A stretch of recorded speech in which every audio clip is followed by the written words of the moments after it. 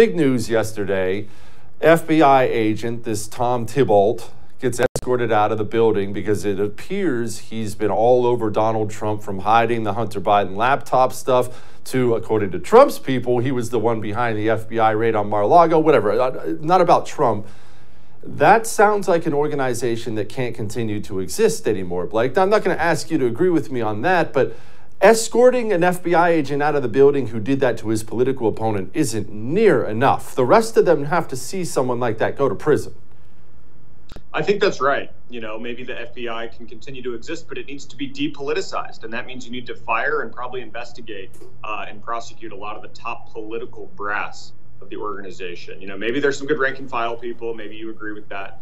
But what we're seeing now from Joe Biden's DOJ, Merrick Garland's weaponized DOJ and FBI, it really is coming close to the end of America. Like, you can't have law enforcement selectively enforce the law and attack Republicans, attack conservatives, and protect Democrats. Like, that's not the way it works. That's not America. That's Venezuela. That's, Honduras. This is un-American. And so sometimes, and I see the media coming after me, they're saying, oh, Blake is talking bad about law enforcement. No, I love law enforcement when it enforces the law and on a neutral and equal basis, right? I think, and now this latest revelation that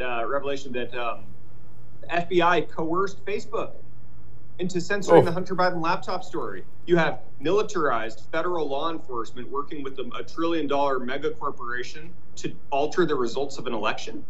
Like, that is so crazy. That's banana republic stuff. And I don't care if it's post-primary and it ruffles some feathers. I'm going to still talk about that because it's important that we get to the bottom of this before it's too late. Blake, why can't the left see it? And I mean it this way. You just described it pretty perfectly, but it's an organization. Let's call it 100 people. I know it's a lot more than that.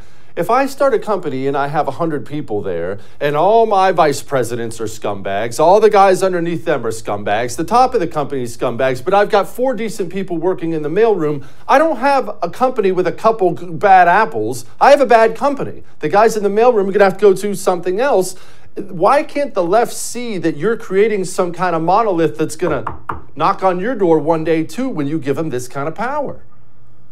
Well, they're short-sighted, but you said it. It's because they're intoxicated with that power, right? We on the right understand this. We believe in limited government, right? Power corrupts, and absolute power corrupts absolutely. The left thinks that this weaponized machine, oh, it's convenient because they're only going after their political enemies. No, someday that machine's going to get turned on the left.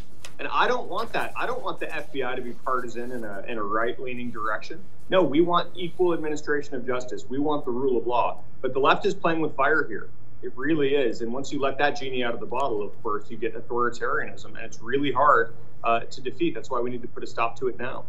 Don't miss Jesse Kelly Breaks History, The Forgotten Genocide. The first episode of a new series available now exclusively for First TV supporters. Visit the First TV app or thefirsttv.com to subscribe and start watching today.